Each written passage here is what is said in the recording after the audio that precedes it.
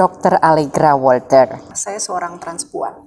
Buat apa saya minder gitu loh, meskipun saya berbeda. Ya tapi orang tua waktu itu bilang, aduh kamu olahraga deh biar lebih maco laki gitu. Padahal ternyata nih ada isu-isu penting, isu-isu perbedaan, isu-isu human rights yang sebetulnya jarang sekali terbahas.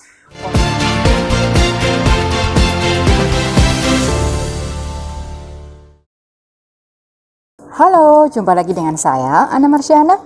Kali ini dalam edisi Belajar Bersama Anna Marsyana dan bersama saya tamu yang luar biasa. Tamu saya selalu orang-orang spesial dong, sama seperti saat ini, yaitu Dr. Allegra Walter. Kita mau ngobrolin apa dengan Dr. Allegra? Tentu ada banyak topik karena Dr. Allegra ini bukan hanya concern tentang kesehatan, tapi juga concern dengan isu-isu sosial yang saya sebetulnya heran karena nggak banyak dokter yang punya concern tentang isu-isu sosial. Nah, saya akan perkenalkan dulu, tapi sebelumnya saya sapa dulu. Selamat sore Kakak Allegra. Selamat sore. Kita panggilnya apa sih? Allegra aja. Allegra ya. Selamat sore, terima kasih udah menyempatkan waktu karena sibuk sekali ya dokter di puskesmas ya kan? Sekarang kebetulan full kerja di salah satu perusahaan startup. Oh gitu, jadi yang di puskesmas udah nggak lagi? Udah nggak lagi. Oke. Saya kenalin dulu deh, Dr. Allegra Walter, lulus sarjana kedokteran dari sebuah universitas swasta terkenal di Jakarta, kemudian koas itu selesai 2019 ya? Koas selesai 2018. Oh 2018 malah? Tahun internship selesai tahun 2019. Oh ya. Kemudian pernah kerja di sebuah klinik yang concern dengan isu kesehatan seksual dan hak-hak seksual dan reproduktif. Betul. Kemudian yaitu tadi jadi dokter di puskesmas dan sekarang ini full time kerja di sebuah company, startup company yang nggak saya sebut namanya ya. Nanti kalau teman-teman Google udah nemu kok ada di sana gitu. Sekali lagi, sebagai dokter, Allegra ini punya kesibukan yang luar biasa dan satu hal yang membuat saya kagum adalah dia nggak hanya concern dengan soal hal-hal kesehatan dan kedokteran gitu. Cerita deh, kita mau dengar ceritanya ya, cerita deh Allegra. Apa sih yang membuat Allegra selain dari dokter concern dengan, enggak dulu diulang-ulang. Gini dulu deh, sejak dulu memang cita-citanya dari dokter? Sejak dulu awalnya sebetulnya berubah-berubah ya, namanya anak kecil masih mengeksplorasi. Dulu saya cukup artistik, jadi sempat mau jadi pelukis juga. Oh ya? Arsitek. Tapi waktu terakhir itu waktu saya SMA, tahun SMA ketiga ya, ketiga, itu betul-betul pergulatan yang luar biasa. Karena memang sudah harus menentukan mau kuliah kemana arah hidup kita diambil. Nah, waktu itu ada pilihan 3, entah saya fashion design, psikologi ataupun kedokteran. Nah, yang fashion design itu dari orang tua udah nggak dikasih kan, karena mungkin terlalu menurut mereka itu nggak, lebih baik nggak ambil yang itu. Kayaknya banyak orang tua yang ini deh khawatir kalau anaknya ngambil bagian art terus fashion gitu, itu kayaknya banyak orang tua nggak dukung ya. Iya. Tapi ya memang saya saat itu juga memang lebih condongnya ke arah psikologi ataupun kedokteran sih. Nah, dari 2 pilihan itu, psikologi ataupun kedokteran, ya mungkin saya relate dari banyak pengalaman hidup saya bahwa kesehatan mental itu penting, dan I grew up with a lot of struggles growing up dari childhood. Saya pernah mengalami bullying, kemudian juga pelecehan seksual, dan juga berbagai peristiwa lain yang menurut saya itu cukup challenging mentally. Dan mungkin alam bawah sadar saya waktu itu menuntun saya, I really want to help others who were probably struggling for the same thing. Jadi akhirnya aku ngambil keputusan untuk ambil kedokteran, karena waktu itu kalau anggapannya kalau kedokteran mungkin bisa melihat manusia secara holistik, tidak secara psikologisnya saja tapi juga biologis. Tapi sebetulnya 2 cabang ilmu itu hanya beda di approach saja sih. Dua-duanya sama-sama bagus. Ya. Tadi saya hampir nanya gitu karena pilihannya itu menurut aku agak far left dan far right gitu, dalam arti art itu kan far right gitu ya. Orang yang sangat kanan kalau kita bicara soal otak. Terus kedokteran itu far left gitu. Betul. Orang yang sangat harus logical, scientific gitu. Itu Tapi kalau misalnya saya boleh sharing, makin lama perjalanan saya jalan ini, sebetulnya semua pekerjaan ataupun semua bidang sebenarnya butuh dua sisi, dua-duanya. mau kanan Correct. ataupun kiri, mau yang sisi artistik Correct. ataupun logical. Untuk dari dunia kedokteran ataupun psikologi sendiri pasti memang harus logical ya, karena memang ya kita menentukan treatment ataupun diagnosis pasti harus logical. Kalau nggak logical sesuai art ya itu jadinya kasihan pasiennya. Tapi kalau Dokter kecantikan kali artnya tinggi. ya itu salah satu sisi art juga. Tapi selain itu juga kayak bagaimana kita menentukan obat regimen obat tertentu meskipun kita mengikuti guideline, tapi ada beberapa kasus misalnya kita mengatur dosis anti steroid misalnya, itu perlu ada skill tertentu yang tentu ada komponen arts juga di sana. Jadi bagaimana kita berkomunikasi arts juga. Betul. Ya sih saya sepakat. Sebetulnya pada akhirnya nggak bisa completely separated gitu ya. Betul. Dan mungkin justru itu yang membuat kita sebagai complete human beings ketika kita balance antara left dengan right-nya itu. Kayaknya 100. ya cocok deh kita cocok. Jadi nggak jadi saya tanyain karena udah dijawab dibeberkan langsung oleh Allegra ya. Tapi poin kedua yang aku mau tanya tadi, jadi keinginan menjadi dokter tadi rupanya didorong tadi ya, bahwa satu ada pengalaman yang personal gitu. Yang aku mau sedikit highlight itu yang mendorong pengalaman personal itu kemudian mendorong Allegra untuk you want to help others, to prevent others from not having what you have experienced gitu kan. Ini ya lagi-lagi bagi saya antara sedih, tapi saya mau highlight lagi bahwa satu di antara 3 perempuan dan transpuan itu adalah korban kekerasan. Coba berapa kali orang yang menjadi tamu saya itu selalu ternyata pernah jadi korban bullying, kekerasan seksual. Itu bagi saya please gitu, stop it, sampai di sini aja gitu. Karena itu sebelum kembali mendengar ceritanya Allegra, aku mau deh teman-teman please dukung agar RUU PKS ya, pencegahan kekerasan seksual itu betul-betul kembali masuk ke prolegnas. Karena sampai sekarang masih kan? Gila itu. Karena aku sendiri juga satu di antara 3. Setiap hari ada. Ya, setiap hari. Berapa jam, setiap detik. Setiap hari. Dan pelakunya kan orang-orang dekat kita kan. Betul. Jadi itu yang itu kembali ke Setuju sekali. Dan mungkin kalau ada yang menonton di rumah juga kita tidak perlu takut, karena yang salah sebetulnya bukan korban ataupun survivornya, tetapi adalah pelakunya. Exactly. Itu yang harus kita ulang-ulang nggak bosan-bosan ya, karena seringkali korban otomatis merasa bersalah kan. Feeling dirty, feeling pasti tadi bajuku, pasti tadi. Sosial juga. Exactly. Jadi betul-betul nggak akan bosan. Ini cocok banget kan tamu kita ini, cocok banget dengan pemikirannya. Thank you banget Kakak Allegra. Oke, kembali. Jadi tadi SMA mulai memutuskan, membuat pertimbangan-pertimbangan dan memutuskan gitu. Sampai akhirnya memutuskan jadi dokter. Boleh sedikit ini dong, explore kenapa dibully dan kenapa dibully gitu. Nggak tahu ya, orang secantik dia kan, kok bisa? Oke, kalau boleh saya cerita sesuatu yang personal dari diri saya, mungkin salah satu hal yang penting namun tidak mendefine saya 100% adalah saya seorang transpuan. Jadi kalau misalnya ditanya sejak kapan merasa diri saya berbeda, jawabannya adalah as long as I can remember. Karena kalau saya ingat salah satu memori saya waktu saya kecil itu traveling ke Bali bersama keluarga.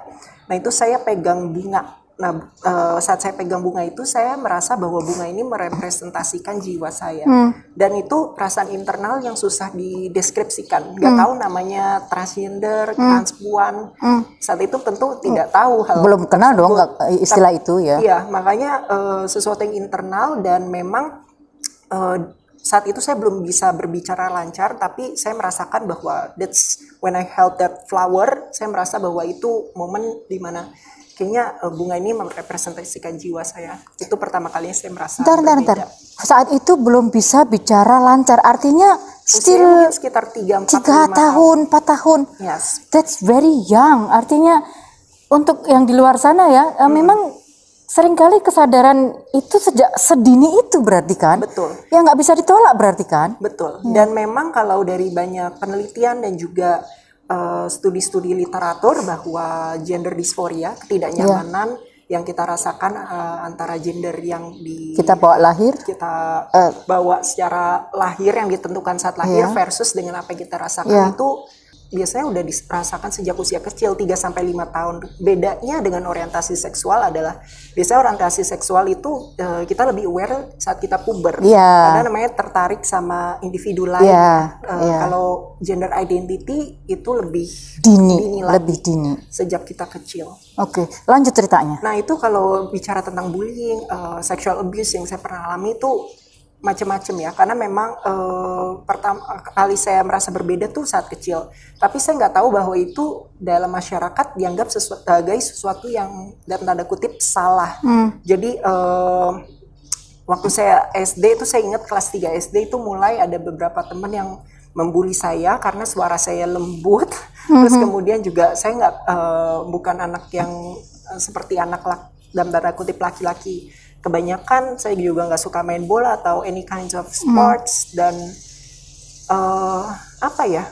lebih kalem aja kali ya, susah dideskripsikan, yang ngondek banget sih enggak ya, tapi mungkin pembawaan saya yang terlihat lebih feminin dari saya berbicara ataupun berjalan gitu, dan itu sesuatu yang saya nggak pernah berusaha meniru, nggak dibuat-buat kan? Betul, meniru dari orang lain karena kalau misalnya saya bicara keluarga saya juga, ibu saya nggak terlalu feminim banget, malah nggak tomboy justru.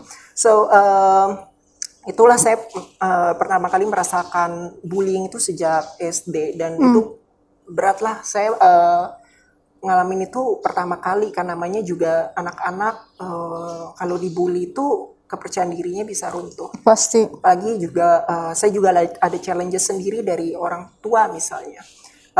Tapi ini mungkin salah satu yang teman-teman perlu tahu bahwa belum tentu ada faktor dalam tanda kutip psikologis yang membuat saya mengalami gender dysphoria. Karena saya merasa gender dysphoria saya itu saya udah rasakan sebelum saya mengalami bullying ataupun trauma-trauma lain yang saya alami dalam hidup saya. Jadi memang mungkin narasinya kita bisa balik. Pertanyaannya adalah seberapa sering anak-anak dalam tanda kutip laki-laki yang feminim yang dibully orang lain dan mendapatkan pelecehan seksual ataupun situasi lain lah, ibaratnya yang orang-orang yang secara seksual atau secara gender mereka diverse, berbeda dari kebanyakan, itu risikonya justru jauh lebih tinggi untuk mengalami abuse dari orang lain gitu, bukan karena abuse-nya jadi berbeda, tapi karena dia berbeda jadi lebih mudah untuk mengalami abuse tersebut, karena orang lain kadang ada beberapa orang yang mungkin hati dan pemikirannya kurang baik,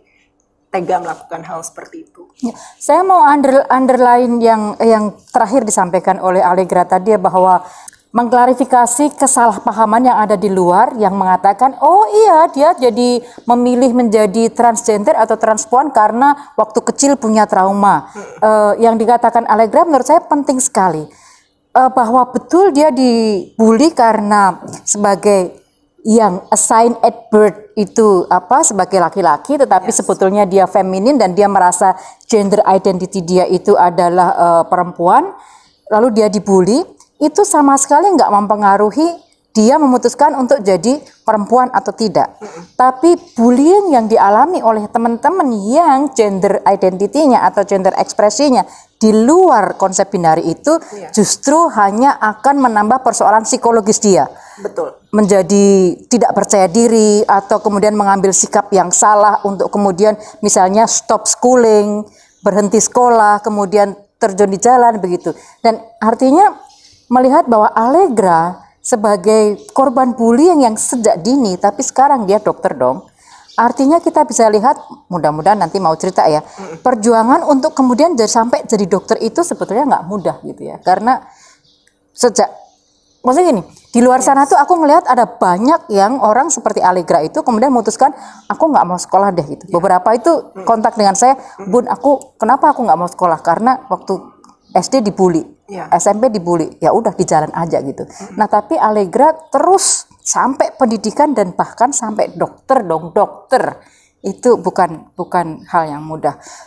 Jadi salut untuk perjuangan Allegra. Saya betul-betul respect dengan semua perjuangannya untuk melihat Allegra sampai pada saat ini. Kita lanjut obrolannya ya. Jadi Kak Allegra kemudian mampu overcoming state of being bullied gitu ya, dan nggak banyak gitu. Jadi Kak Allegra itu satu dari sedikit yang berhasil overcoming periode dibully gitu dan kemudian sampai menjadi dokter. Boleh dong ceritain yang paling menyemangati sampai akhirnya sukses di dunia pendidikan in spite of semua bullying itu?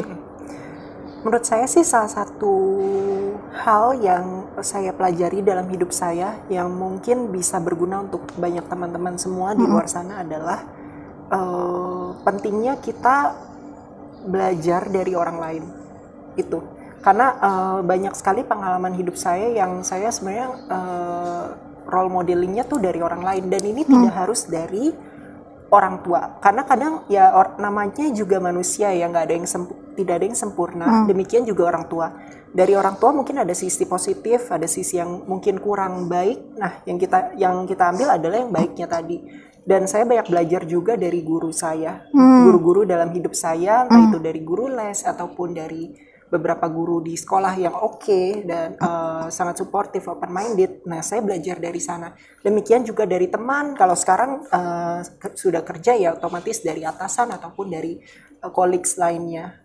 Dan menurut saya itu adalah salah satu penyemangat dari hidup saya. Karena saya ingat sekali dulu waktu SD kan cukup berat ya tantangannya. Karena saya pernah mengalami bullying juga, pelecehan seksual, dan juga masalah dari keluarga gitu. Karena orang tua mungkin kurang harmonis juga waktu itu. Jadi dari pengalaman itu saya ingat salah satu peristiwa dalam hidup saya waktu itu, saya dengan guru les saya, ada dia cuma bilang, kamu bisa juga loh sama kayak orang lain. Waktu itu saya pernah dapat, waktu SD tuh nilai saya jelek sekali. Jadi memang ya namanya ngalamin hal yang seperti itu agak sulit juga ya untuk bisa dalam tanda kutip berprestasi. Tapi saya ingat waktu itu saya pulang nangis ke guru les saya ini karena nilai saya waktu itu kebetulan bagus, dan ada anak yang ranking 1 di kelas, dia bilang saya nyontek, padahal saya nggak nyontek, kebetulan aja saya ngerti materinya dan saya dapat nilai 90 kalau nggak salah waktu itu. Dan dia bilang pasti nyontek segala macam, karena dia tahu saya nggak pernah rankingnya tinggi gitu. Tapi setelah itu saya bilang ke guru les saya, dia cuma bilang kamu bisa juga kok kayak orang lain. Nah, sejak itu saya yang tadinya ranking kalau sekelas ada 30-an, misalnya saya 3 di atas sebelum terakhir lah, ibaratnya 336 misalnya, saya ranking 33.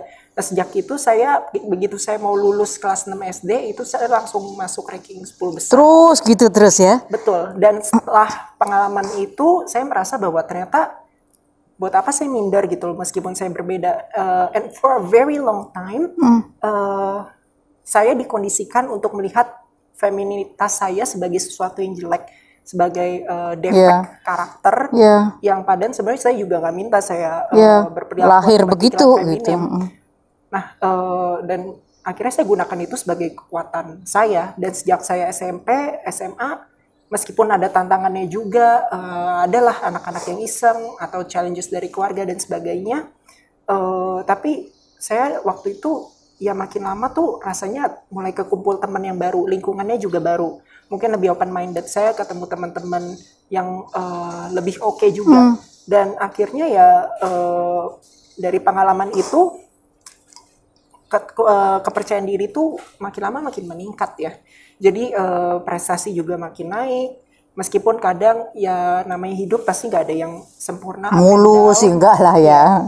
Tapi akhirnya ya sampai bisa kuliah dan juga masuk beberapa sekolah favorit di Jakarta, itu sesuatu yang saya sangat bersyukur. Dan waktu saya SMA saya bersyukur banget waktu itu dapat pendidikan tentang mungkin kalau orang bilangnya bahasa kedokterannya lebih ke pendidikan mental health, tapi kalau dari sekolah background Katolik biasanya sih nyebutnya kayak lebih menulis jurnal, terus kemudian juga doa, saya tahu persis itu ya, yang menenangkan gitu. Sebenarnya itu bagian dari spirituality dan juga mental health yang banyak membantu saya untuk menenangkan diri saya dan juga figuring out how to thrive in life.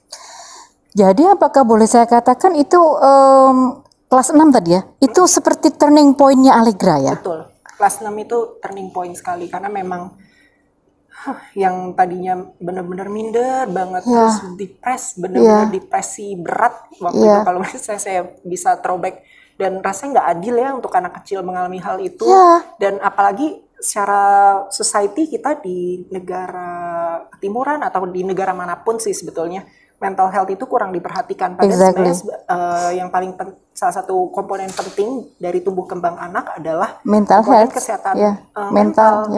Dan kita nggak bisa fokus anak harus ranking ngerjain algebra. Saya udah lama tolak itu. Itu bukan itu fokusnya. Betul. Dan talent orang kan beda-beda ya, nggak bisa dipaksa semuanya sama. Tapi mental health, bagaimana kita mengelola emosi kita itu penting banget dan harusnya sudah diajarkan sejak kecil. Betul. Boleh sebut nama guru tadi itu nggak? Tante Neti. Artinya terima kasih kepada Ibu Neti ya, Tante Neti. Yang jadi kenapa saya tanya, karena saya punya pengalaman yang mirip gitu. Saya mengalami mental down, completely down ketika menjadi korban kekerasan seksual itu ketika SMP. Sekitar umur 14 tahun dan persis bagi saya guru itu punya peran yang sangat penting. Saya mau sebut nama guru saya pakai kesempatan ini. Pak Samadi.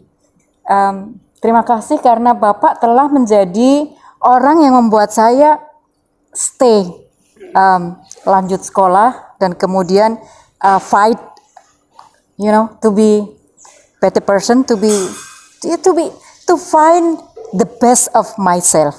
Itu ya, itu artinya gini, memakai poin ini saya juga mau bilang betapa posisi guru itu menjadi sangat penting. Untuk satu, coba deh discouraging murid untuk melakukan bully dan kemudian encouraging murid yang menjadi korban bullying untuk finding the best of himself atau of herself, the best of the self of that person. Dan menurut saya penting sekali bahwa ternyata each of us, termasuk yang di dunia pendidikan ataupun pekerjaan gitu ya, saya merasa bahwa benar-benar mulut kita, otak kita ya, hati kita itu punya kekuatan yang luar biasa gitu ya. Dengan kita padahal ngomong sesuatu yang menurut kita tuh simple, itu bisa bermakna sekali ketika kita meletakkannya pas di situasi tertentu kepada orang tertentu yang memang membutuhkan hal itu gitu loh. Jadi ya banyak sekali peran guru tadi terutama ya untuk bisa care ke anak-anak muridnya, karena memang dari situasi tumbuh kembang ya guru itu ekstensi dari orang tua gitu. Dan bagaimana kita bisa mendukung murid kita ataupun anak kita itu sesuatu yang harusnya sudah bisa kita terapkan dan melekat. Ya mudah-mudahan sampai sekarang masih banyak ya guru yang saya lihat. Guru yang seperti itu tuh guru yang mengajar dengan hati gitu, bukan sekedar this is my profession, bukan begitu, tapi ya this is my calling, this is my passion gitu. Dan sudah ada banyak bukti sih bahwa guru-guru seperti itu yang membuat orang-orang akhirnya dari yang di the lowest state of mental kemudian menjadi somebody very strong like Allegra. Like yourself as well. Thanks, I think Kalau agak emosional dikit dipahami aja ya. Sesuatu yang personal. Betul. Cut dulu, mungkin Allegra mau lap karena. Jadi umur berapa kalau boleh tanya orang tua mulai menerima Allegra dengan gender identitas yang berbeda dari yang assigned at birth? Oke. Kalau ditanya yang tadi Mbak Ana tanyakan, sebenarnya semuanya proses ya. Kalau mereka lihat saya berbeda mungkin dari kecil, tapi waktu itu masih nggak terlalu ngeh atau gimana, karena saya nggak gitu suka boneka juga ataupun main Barbie itu saya nggak pernah. Saya main mobil-mobilan suka, Yeah. tapi dulu mungkin yang agak beda adalah saya suka main rumah-rumahan. Oke. Jadi saya punya beberapa teman cowok ya saya ajak Oke. Ya, main rumah-rumahannya sama dia. ya kali dia juga suka kan Ya itu lucu sih. Iya, Maksudnya namanya anak kecil it's not sexual at Iya, all. of course, Dan ya. ya itu sebenarnya ya bagaimana saya menginternalisasi gender saya sih. Dan itu saya nggak sadar juga bahwa Sure. rumah-rumahan tuh harus Cewek harus laki-laki, ya, nah. it's just that you love it gitu kan. Iya. You love it playing it gitu kan. Dan ya selain itu kalau saya main game selalu pakai karakter Perempuan. Ya tapi orang tua waktu itu bilang, aduh kamu olahraga deh biar lebih Maco. laki gitu. Padahal aduh justru yang banyak teman-teman gay juga nggak masalah olahraganya. Jadi kayak it's not about olahraga atau enggak gitu. It's all about your identity and how you feel on the inside. Berarti waktu kecil sering dong dinasihati orang tua, ini kamu kok ke perempuan-perempuanan gitu sih gitu dong. Iya. Sampai umur berapa tuh? Tapi ya untungnya sih orang tua saya juga bukan orang-orang yang sangat Dominan. strict atau gimana. But at the same time ya waktu saya transisi, ini fast forward ya setelah dari SMP SMA. Jadi lucunya itu SMP SMA sebenarnya saya tidak ingat saya mengalami gender dysphoria. Karena saya ingat banget waktu saya setelah SD itu masuk SMP, itu kan udah mulai eranya internet, udah Bentar, jadi SMP, SMA belum Nggak sadar ingat. soal gender dysphoria itu? sudah sadar sejak kecil, Iya, tapi ketika SMP, SMA saya nggak inget. Jadi Oke. ada peristiwa di mana saya googling tuh waktu SMP, awal-awal SMP kelas 1 atau kelas 2 SMP tentang operasi kelamin. Terus Oke. ada hormon juga. Waktu itu saya bingung, apaan ini? Terus kayak rasanya, aduh kayaknya pengen, tapi kayaknya nggak mungkin deh ngelakuin hal ini. Dengan kondisi keluarga yang mungkin belum 100% open minded waktu itu. Terus kemudian juga, aduh sekolah gimana, itu akhirnya ya saya makin lama itu saya represi Ya, represi. ke alam bawah sadar saya. Dan dari SMP SMA itu nggak inget sama sekali bahwa saya pernah mengalami apa yang saya rasakan sejak saya kecil. Dan Oke. sebenarnya itu it's like a blessing in disguise. In disguise. Karena saya SMP tuh campur, tapi SMA kebetulan saya dapat di sekolah salah satu swasta Katolik di Jakarta yang dan tanda kutip all male. Oh ya, sekolah Katolik kan gitu ya, khusus cewek, khusus cowok, sampai hari ini masih gitu banyak, masih ada. Ya nggak terlalu banyak juga, tapi Masih ada, sekolah ya, masih yang ada. demikian. Ya. It's not something that I regret, karena saya bersyukur juga masuk sekolah itu banyak yang saya pelajari dan Ya. ternyata nggak seburuk itu. Awalnya saya deg-degan tuh masuk sekolah Kebayang cowok sih. semua dan tanda kutip. Kebayang. Nah, nanti ada yang rese atau gimana, tapi untungnya a lot of them were respectful. Ada sih yang iseng 1-2, tapi untungnya saya bisa floating gitu loh. Saya memang nggak begitu banyak gaul sama anak lainnya, tapi ya I mostly study. Jadi aku sering ke perpustakaan ataupun berdoa di kapel, melakukan hal yang what makes me feel good gitu. Tapi ya sejak SMP SMA itu kan saya nggak inget tuh saya mengalami gender dysphoria. Tapi masuknya lebih ke banyak gejala anxiety, gejala kecemasan. Munculnya anxiety. Iya, jadi apa yang saya represi dari jiwa saya ini larinya ke fisik. Jadi kalau tiap kali ujian dulu tuh deg-degan banget, kayak sampai sakit, sampai masuk rumah sakit karena mah tersebut gitu loh. Yeah. Jadi ya blessing in disguise, tapi ada sisi negatifnya juga. Namanya sesuatu yang kita represi kan, apa yang kita alami nggak nyaman lah rasanya. Ibaratnya tiap kali ngelihat di cermin tuh rasanya, aduh nih kok kayak bentuknya nggak sesuai dengan apa yang saya harapkan gitu. Iya. Nah fast forward waktu saya kuliah itu memang ada pengalaman di mana saya mendengar kuliah salah satu dosen saya yang kebetulan psikiater. Nah beliau itu cerita ada kakak kelas saya juga yang dalam tanda kutip perempuan, tapi ekspresinya maskulin. Dan ada beberapa teman yang menjauhi. Nah dia cerita demikian, kamu nggak boleh menjauhi dan bla bla bla. Nah itu momen kayak aha momen dari diri saya bahwa kayaknya saya bisa deh cerita ke dokter ini karena rasanya beliau bisa mendengarkan apa yang saya rasakan. Nah, sejak saya cerita itu, apa yang ada di dalam bawah sadar saya yang muncul keluar, dan itu benar-benar overwhelming sekali, Mbak Ana. Ya, saya kebayang sih waktu kecil tadi sebetulnya kan tadi inner feelingnya itu udah ada tentang gender dysphoria itu, tapi itu kemudian karena dibully, karena konstruksi sosial, karena dinasehati, lalu itu kan di represif gitu ya, dikubur sehingga muncul statement Allegra tadi waktu SMP SMA itu seperti nggak ingat lagi tentang gender dysphoria itu karena mungkin itu way of your survival juga ya. Makanya itu bisa dibilang betul blessing in disguise tadi. Karena itu your way of survival. Otherwise mungkin juga udah nggak survive seperti yang lain-lain. Udahlah nggak usah sekolah lagi, drop gitu. Tapi saya bersyukur mendengar bahwa pada waktu SMA masuk sekolah khusus cowok, tapi Allegra menemukan bahwa ternyata yang iseng itu cuman 1-2 gitu. Bagi saya ini artinya memberi harapan bahwa sebetulnya society juga tidak seburuk yang kita kira. Setuju. Ya. Dan saya pernah baca salah satu penelitian, kan orang sering banget dari dunia psikologi itu psikiatri meneliti kepribadian dark personalities kan, yang narsisistik, yang psikopatik, dan tanda kutip lah ibaratnya.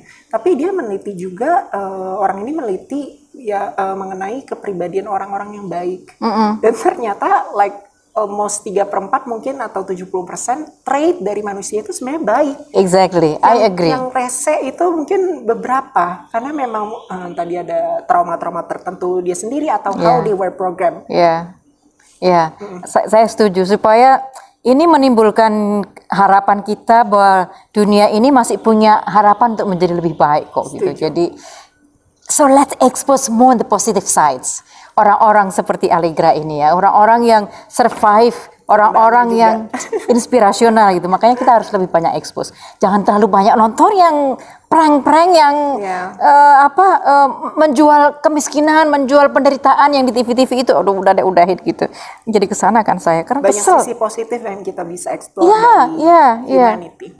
Sekarang aku mulai nanggap kenapa Allegra sebagai dokter tapi concern ke isu-isu sosialnya itu tetap tinggi gitu ya. Karena rupanya pengalamannya tadi yang membuat dia nggak bisa lepas dari concern sosial.